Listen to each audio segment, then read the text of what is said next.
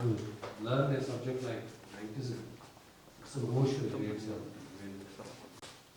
Okay? So what I will do is I will try to give you a flavor for different phenomena which are magnetic phenomena, and so that then you can have ideas of where is the need for quantum theory. So first let us try to understand that. Why that. Okay, so there should not be any interaction between them. So that when you apply an external magnetic field, then what do you expect? You expect that this magnetic field will give rise to a torque on these magnetic dipoles of the field, and the total response is just simply the sum of the response of individual moments. That is, if I take the projection of individual moments on the field direction, then these projections I add up to get the total projection. This is the total magnetization. Is that clear? So this is paramagnetism. But you have also heard something like land of magnetism. Also, let's say first diamagnetism. In terms of the magnetism. So this is what we understand from paramagnetism. So if you are dealing, and also another thing is there, in the absence of the external magnetic field, okay, in the absence of the external magnetic field, the magnetic moments would be aligned at random. There, the first requirement for diamagnetism is that there should be no net, there should be no permanent dipole moment. That is possible only when the shells are completely free. The shells are completely free, and that would give rise to a current in the loop, which produces a field which is opposite to that of the externally applied. That's of the diamagnetism, and that's why the susceptibility for a diamagnet is negative. Okay, whereas for a paramagnet it is positive. Okay, so this you already know. Now I will come to this question: why quantum theory? Why is quantum theory needed? Quantum theory is needed in the sense that it gives you some additional information which you miss completely if you do it by classical. If I treat these magnetic dipoles as classical vectors, then I can also find out the susceptibility in presence of the field by classical means. I will just present a solid angle in which certain dipoles orient, and then calculate the moment in those solid angles, and then take the integration of the entire r theta phi, and then I do get some value which is just beautiful. Okay? So J states, that means when I write psi j, what I mean is corresponding to the solutions of the unperturbed meaning. Okay? So now the perturbation will try to give you corrections of different orders. First order correction, second order correction, and so on, to the energies of the unperturbed system. If the perturbing potential were time dependent, then what do you expect?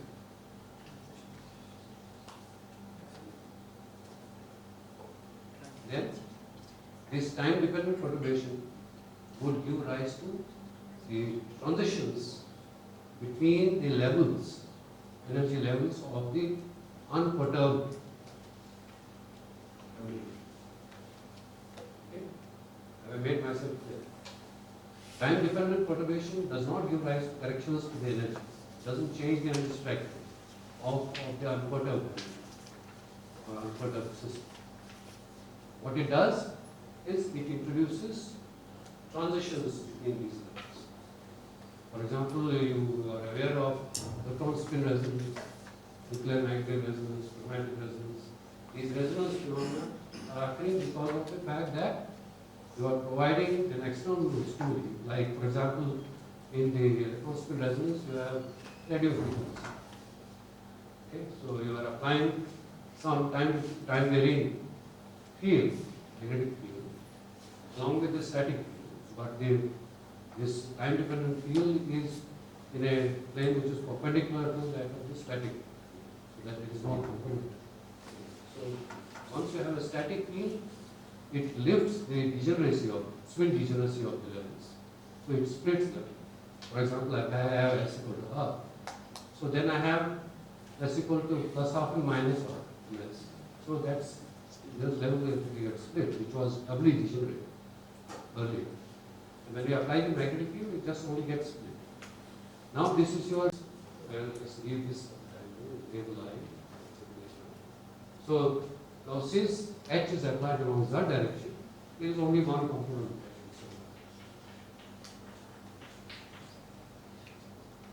Okay, so only one component. So that's what is written here. So then what we see is when you compare this with this, then this mu Z should be equal to this. Right? And now this term,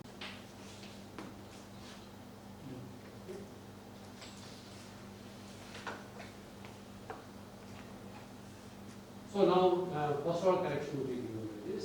The second order correction is now would be second order correction to energy would be second order in the first order perturbation H1 and first order in the second order perturbation H2.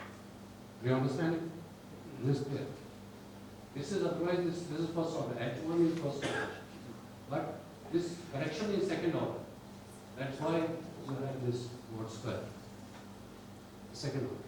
And also important thing is that this correction also depends on the energy separation between the levels. This separation also changes along with it, the correction. Correction to energies themselves is there, and because of that, the separation between energy levels is also changing. That is also there. Okay, so in the second order correction to energy, we have second order effect in the first order perturbation and first order effect in the second order. Okay. Okay. Now in this sum, obviously this the term J equal to J prime is taken out. Doesn't exist. That means J cannot be equal to J prime. That means, in other words, what it means is, for example, this. What is this? Let's say V1 is just J H1 J this. What does this mean actually? Yeah, right. Expectation value. Expectation value of that perturbation Hamiltonian in the states, J. Same states. J's are same. That means initial state and the final state are the same. Right? Whereas here, yeah, it is J to J prime. Okay? Since it is second order, you will have complex conjugate of that J prime J and J J prime. Both of them. And then it depends upon the energy. Okay? Is that clear? That means larger the energy difference, smaller this correction. Okay? So now atoms per unit volume, and each atom has Z electrons.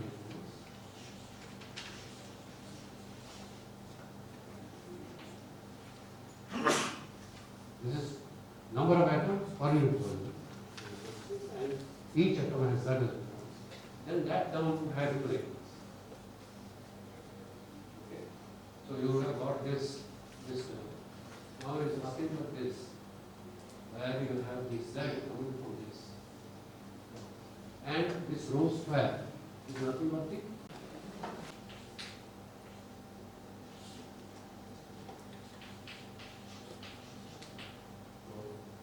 susceptibility is nothing but, I can write this. That, okay. So I can write it I H D H. And then chi is independent of the field. So it can be taken out of the integration. And then you have just simply minus half by h. Now you compare this term with the term that you have. So what it gives you is the following. So diamagnetic susceptibility is just simply minus nz is equal to 4fc rho square, which is the mean square radius of the projections of orbits in xy plane, which is perpendicular to the direction of the magnet.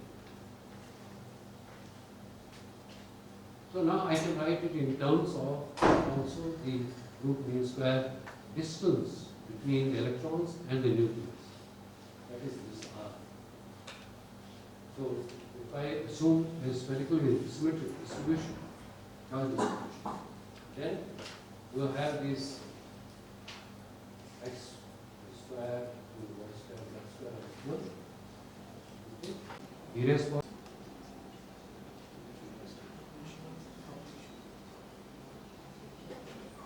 is the probability for the system to be in its equilibrium state EI. Right? This is a Boltzmann problem. E raised to minus EI by E is the probability that the system is in its equilibrium state EI. So that's why the average of this energy has to be multiplied by the probability with which it occurs. Otherwise, what are you doing? Makes no sense, right? So when I am calculating the average energy actually is this.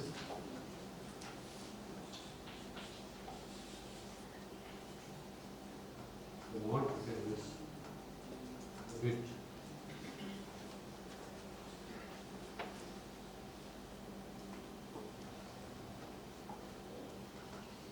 Okay. Where these are different, like you are summing up and then dividing. Right? So here, what is this one?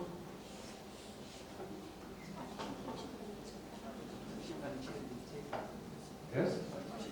Partition function. Partition function is what? What is the partition function? Do you understand by partition function?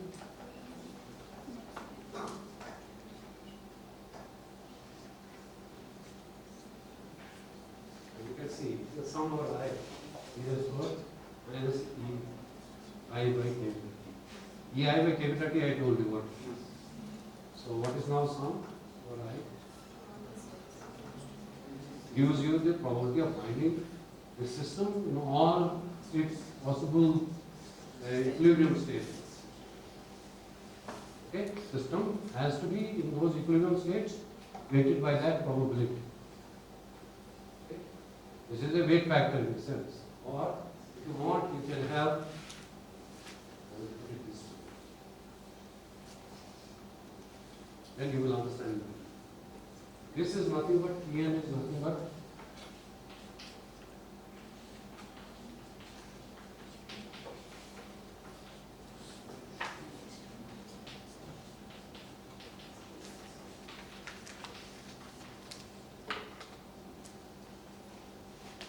this is the partial probability of finding a system in the energy state here.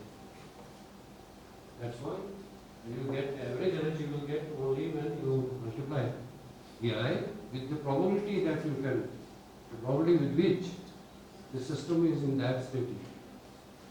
And that is this partial. I hope I have made myself clear. Okay. Now we do the same thing here. Here instead of E energy, we just mu H. Because I am interested in getting the average energy. So that is this. It gives me mu H and this. Where here instead of EI, I just put E. The summation is over E. Okay. So it's the sum over all the equilibrium states. Okay. Now what we do is we try to expand this because this is small. EI, E1 and H is a very small thing. Okay? Unless you are at absolute zero. Okay. Then that quantity will be very high. Even if group ion. So in paramagnetism, the induced field is opposite of the applied field. Right. So what made it opposed of?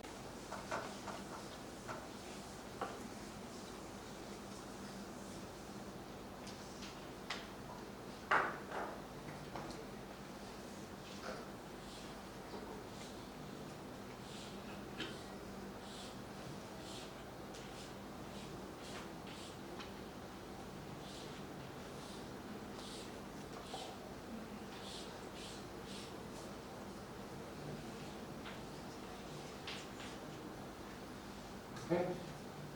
Now these are all 2j prime plus 1, 2j plus 1 levels.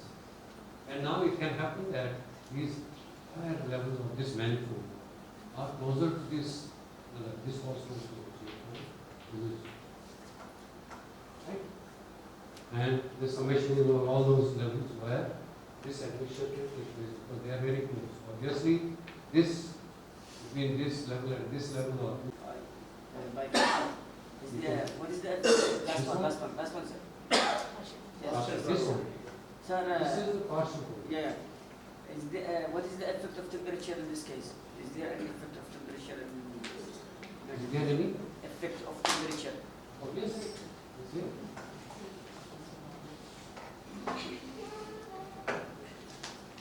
This is coming in the mode factor. Because of that, there is a change in the flux, and because of the change in the flux, there is an induced EMF in the current carrying component. That induced EMF gives rise to a current. That current produces an extra field, which is pointing in the direction of this. Conflict magnetism. We have seen that there is a cloud, temperature divided to the minus. In the envelope, Conflict it is able to have enough time to make excursions among all the cloud states of the system. Here what is happening is that this term is nothing but just one. The summing over all states is one between minus j and plus j.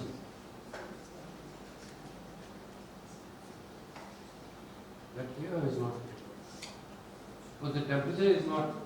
What will happen is that when you bring in temperature, there is this separation between levels is not the same. Because the energy of the energy levels does not depend on temperature. Okay? That deviation, there is a slight dependence, but that is very, very small. This is the order of maybe, even if you go to the Fermi temperature, even there the correction is negligibly small. But you will never reach in practice. Fermi temperature would be of the order of 10⁶. Okay? Which you can never reach in practice. You will melt the whole sample as you go above 1000 degrees. And you will melt it. Understand?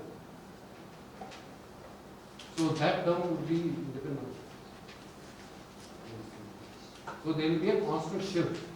What it tells you that the total circularity which you measure, there will be a constant term plus Curie term. That will be a total. And remember that once you have this term, then you cannot write the Curie law. It will not be a thought.